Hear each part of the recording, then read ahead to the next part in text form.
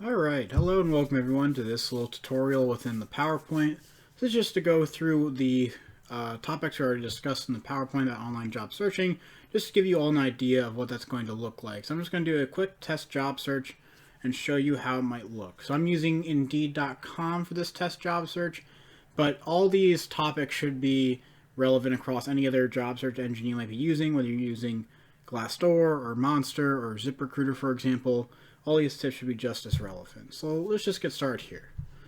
So we can see here I'm on Indeed.com, and let's just, for example, let's do a test job search. How about we search up, let's search up a recruiter job, for example.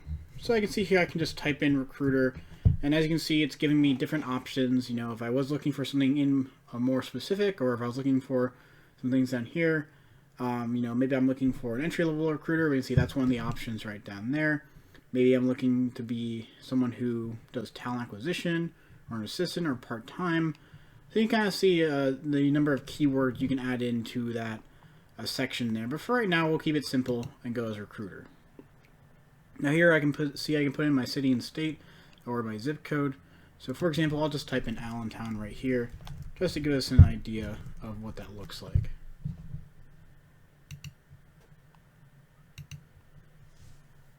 Alright, so I clicked find jobs, and I'm seeing here that I got some results, so I can go through these certainly and see if there's any ones right for me.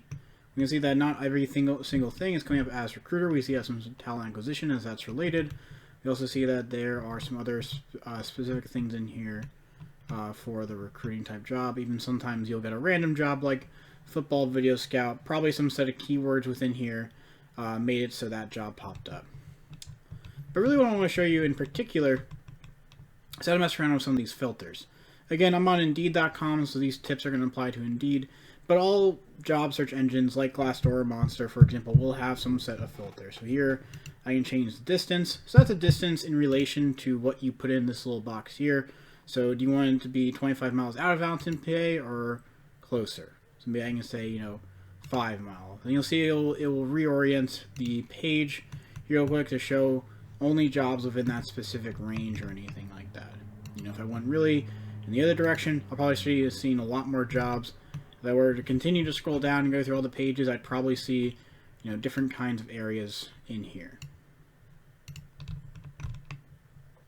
So I can mess around with these if I wanted to. Let's take this back to a normal range.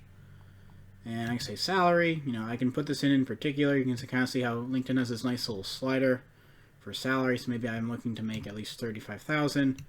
Maybe I want to hopefully make somewhere in the range of, let's say, $47,000, just for example. So it doesn't really see if there's any button here. There will be the see jobs here right down in the corner, so don't be confused. There's no enter anything. Just click see jobs right there, and you can see it oriented the same way as the miles did. Then here we have job type. So I'm looking for full-time, ideally. Let's look for that.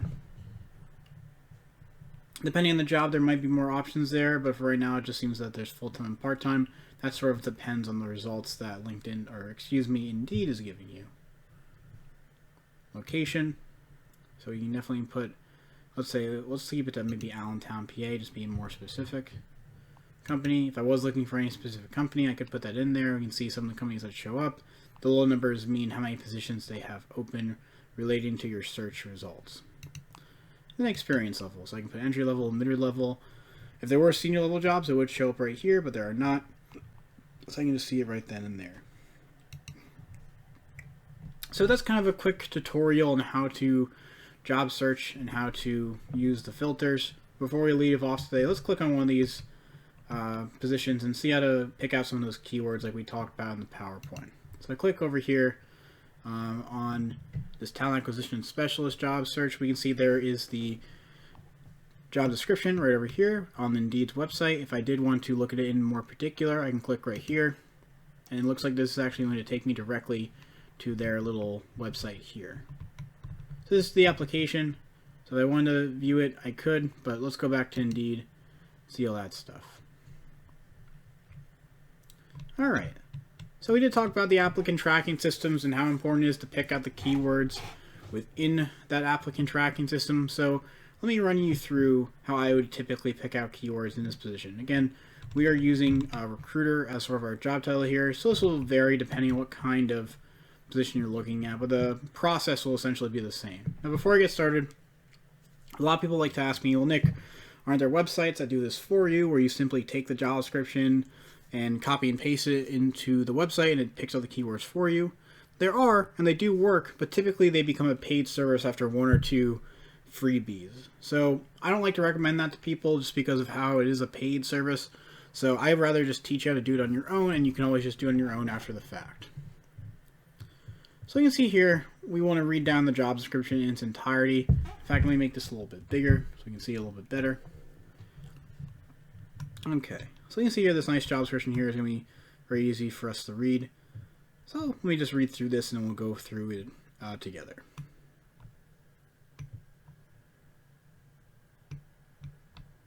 You can see that usually most job descriptions have that sort of summary-like area in the beginning. Then they get into some more specific details down here and requirements. And sometimes they will have preferable experience and some benefit information. Looks like Ideal Concepts here has some good benefits. Okay, so let's go through here. So a lot of the skills will come up in the responsibilities and requirements sections, but we also do not want to ignore this summary section here because there could be some things in here. For example, sourcing is a thing a lot of recruiters do. That's definitely something we want to put in there. The keyword talent acquisition itself is probably something we definitely want in our resume since it is a talent acquisition associate position. Let's see, you see sourcing comes up again, so it's even more credence to put that in there. Pipeline might be a good word to put in there because it is a very common keyword that a lot of talent acquisition recruiters do, or use I should say. Phone screens, resume analysis, assessment, all of these can be keywords.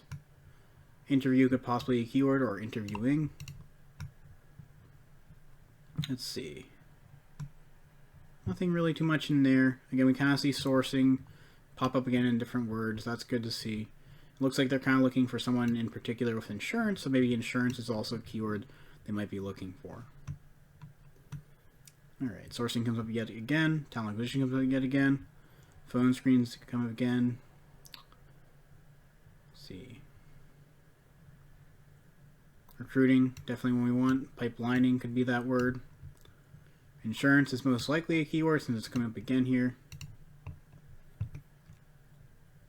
Verbal and written communication, strong computer skills, organizational time management, self-motivated, high attention to detail, adapt, high volume environment, career-oriented, professional development, applicant tracking system itself, the very thing we're talking about, is also very important. Sales could also be a keyword since this is a sales-related role as well. So I went through some keywords there. We got a good about 15 or so, I think it was, maybe 10 to 15 in there. And again, what did I pick out? Everything I picked out had to do with the skills required to do the job. And it's as simple as that.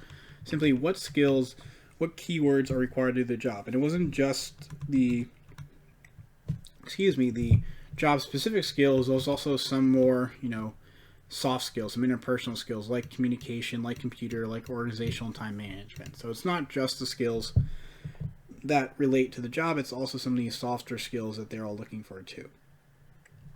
So again, you want to look for that in any of your